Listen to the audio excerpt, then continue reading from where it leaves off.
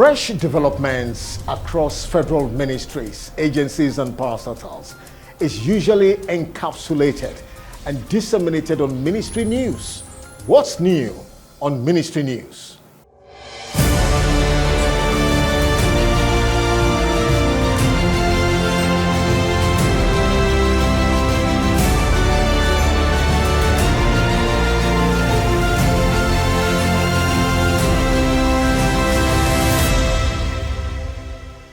The Minister of Justice, Abubakar Malami, has revealed after the recent Federal Executive Council meeting in Abuja that the federal government under President Muhammadu Buhari has recovered about $1 billion looted funds so far. The minister, who was speaking to State House correspondents, further disclosed that the federal government recorded 109 convictions before 2015 and has convicted over 3,000 offenders, with the recovery of $300 million from Switzerland in 2017.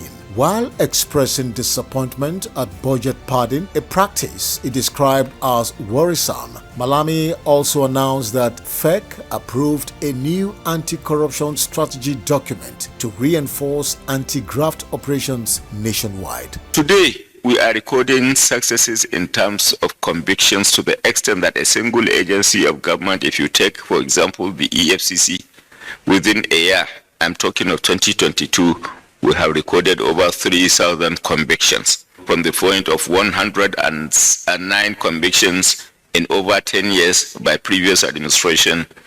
And then if you are looking at it from other perspectives, for example, perspectives relating to the recovery of the looted assets, the government of President Muhammadu Buhari has succeeded in recovering around $1 billion from its inception to date. The Honorable Minister of Health, Dr. Osagie Ehanire, has reiterated federal government's commitment to providing quality healthcare services to Nigerians, particularly the retirees and elderly across the country, through the provision of National Health Insurance Scheme (NHIS). Dr. Ehanire made this assertion at the formal presentation of the second report of the Ministerial Committee for the Provision of NHIS to retirees and elderly Tuesday, November 22, 2022 in Abuja. The minister also revealed that the initiative was part of President Muhammadu Buhari's strategies for attaining the universal health coverage. The Minister of Women Affairs, Mrs. Pauline Tallen, has said as of November 22, 2022, Nigeria has recorded about 11,053 cases of gender-based violence, going by the information available from the National Situation Room and Data Dashboard. The minister disclosed this on Thursday during the 59th edition of the Ministerial Media Briefing organized by the Presidential Communications Team at the Presidential Villa, Abuja. According to her, fatal cases numbered at 401, 592 are considered closed cases, while open cases are 3,507. She, however, called on the government at all levels to check the dangerous trend. The Minister of Labour and Employment, Senator Chris Ngige, has assured Nigerians of the federal government's commitment to take proactive measures to forestall strike by doctors and other health workers through the review of the CONMES and CONHES salary structures. The minister made the government's pledge during a courtesy visit on him by the Nigerian Medical Association (NMA) recently in Abuja. The NMA team, led by its president, Dr. Uche Ojinma, had catalogued challenges facing doctors in Nigeria, especially the review of the Consolidated Medical Salary Structure, CONMES. The Minister of Works and Housing, Babatunde Fashola, has disclosed that the federal government, through FEC, has approved 14 billion naira as a budget augmentation for the Kano Western Bypass, awarded to Dantata and Sawo Construction Company. Speaking to journalists after the FEC meeting, the minister said the contract was inherited from previous administrations, but added that the Muhammadu Buhari administration was determined to complete it. Augmentation of the contract price for the completion of the Kano Western Bypass, which was awarded to Mrs. Dantata and Sawu. We inherited this project which had essentially not been funded in previous budget years. We are now executing it by the Sukuk. Council considered and approved the augmentation, revised the contract sum from 22 billion to 36.869 billion.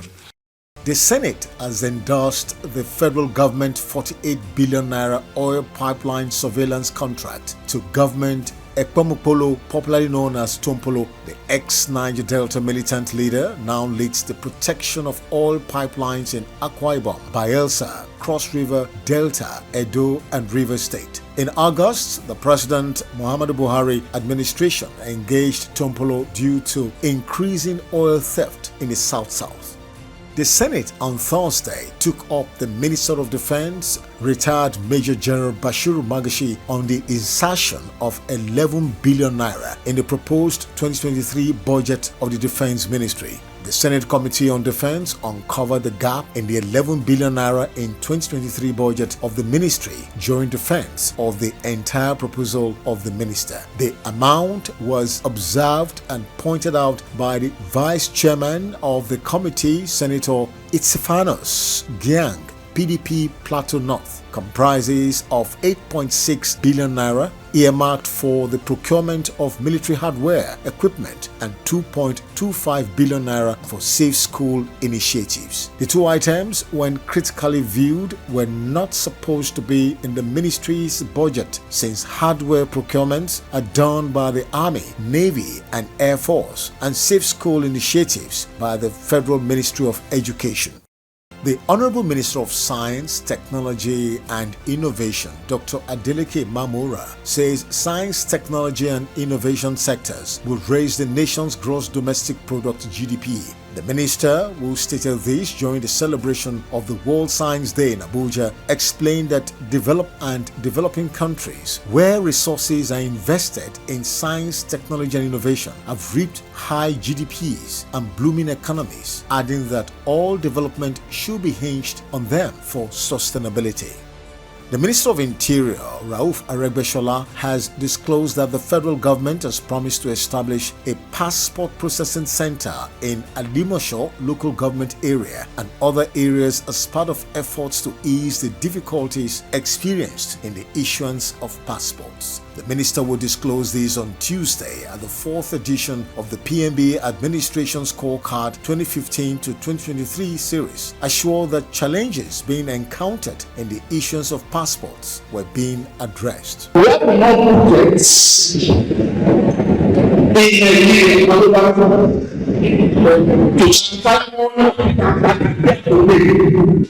And finally, on ministry news, the Minister of Environment, Mohammed Abdullahi, has noted that ensuring safety and workable infrastructure will enhance economic growth and development in Nigeria. The minister was represented by an executive officer at the Federal Ministry of Environment, Alhaji Muhammad Ali, at a two-day Niger Delta Infrastructure Security Summit. The minister further solicited the support of all stakeholders, including the oil and gas sectors, host communities, and civil society organizations, in addressing the dilapidation of critical infrastructure, stressing that Nigeria, as a major oil-producing nation, had made huge investment in critical infrastructure